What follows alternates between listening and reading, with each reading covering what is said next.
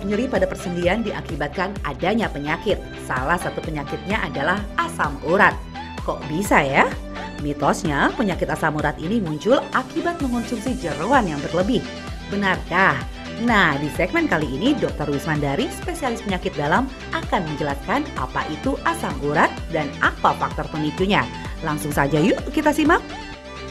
Asam urat adalah merupakan suatu senyawa turunan dari purin, di mana purin itu adalah banyak dari makanan-makanan.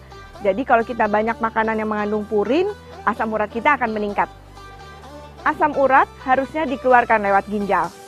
Kalau asam uratnya kebanyakan, jadinya tidak bisa dikeluarkan lewat ginjal, sehingga akhirnya menumpuk di dalam darah. Nah, yang berapa disebut menumpuk?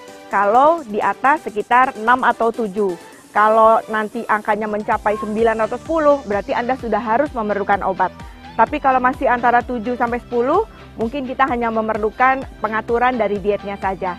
Yang disebut sebagai faktor risiko untuk seseorang mengalami peningkatan asam urat adalah hal-hal berikut, yaitu makanan-makanan yang banyak jeroannya, kemudian seafood, emping, daun-daunan hijau. Nah, itu makanan yang banyak mengandung asam urat. Kalau makanannya banyak itu, ya asam uratnya tentu akan meningkat. Yang kedua adalah orang-orang yang dengan berat badan berlebih. Orang-orang dengan berat badan lebih itu kecenderungan untuk meningkat asam uratnya jauh lebih tinggi dibanding orang-orang yang tidak obesitas. Yang ketiga adalah orang-orang yang memiliki penyakit tertentu. Misalnya dengan diabetes, hipertensi, kolesterol. Nah, orang-orang seperti ini itu cenderung asam uratnya memang meningkat. Yang berikutnya, yang keempat adalah orang-orang dengan keturunan keluarganya asam uratnya tinggi. Orang-orang seperti itu kecenderungan untuk asam urat tinggi, bahkan di umur muda pun itu sudah sangat tinggi. Ya. Yang kelima adalah orang-orang yang berusia lanjut atau laki-laki. Kebetulan berbagai penelitian mengatakan laki-laki itu memiliki kemungkinan asam uratnya tinggi lebih besar dibanding perempuan. Ya, itu adalah orang-orang yang memiliki kecenderungan atau memiliki faktor risiko untuk asam uratnya tinggi. Gejala asam urat antara lain nyeri di sendi-sendi. Sendinya yang lebih spesifik adalah di tangan, di kaki.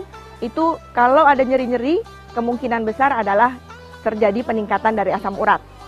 Kemudian, selain nyeri, ada kemerahan di sekitar itu.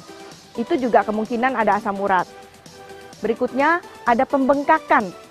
Jadi selain nyeri, tapi ada bengkak atau benjolan di sekitar itu, nah itu kemungkinan juga adalah asam urat.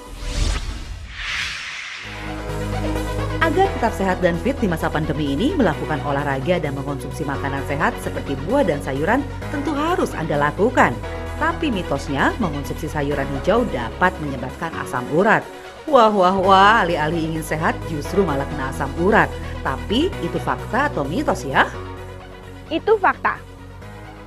Namun, mesti diingat, seberapa banyak kita mengkonsumsi sayuran hijau yang bisa menyebabkan asam urat. Karena nggak selalu kalau orang makan sayur kemudian besoknya jadi asam uratnya naik. Kenapa? Karena dengan konsumsi dengan jumlah yang cukup, itu justru akan menyehatkan. Karena kita butuh sebenarnya sayur-sayuran. Kita butuh serat dan juga mineral dan juga vitamin yang ada di dalam sayuran-sayuran hijau. Sehingga jangan dihindari, tetapi makanlah secukupnya. Fakta mitos selanjutnya, asam urat hanya dialami oleh orang tua saja. Benarkah? Bagi Anda yang sudah berusia lanjut, tentu harus waspada ya. Tapi itu fakta atau mitos ya? Yuk tanya lagi sama Dr. Wismandari. Itu mitos. Orang-orang yang dengan faktor risiko itu bisa mengalami peningkatan asam urat. Faktor risikonya tidak hanya orang tua, bisa juga tadi sudah disebutkan orang-orang yang dengan obesitas atau berat badan berlebih. Kemudian orang-orang yang dengan genetik, jadi keturunan gitu ya. Orang-orang yang memiliki penyakit tertentu, itu juga bisa mengalami asam urat yang tinggi. Nah, kalau memang itu ada, bisa juga pada usia muda. Padahal kita tahu pada usia muda selera makannya biasanya jauh lebih baik bahkan dibanding dengan yang usia lanjut. Sehingga banyak sekali sekarang ditemukan usia muda sudah mengalami peningkatan asam urat.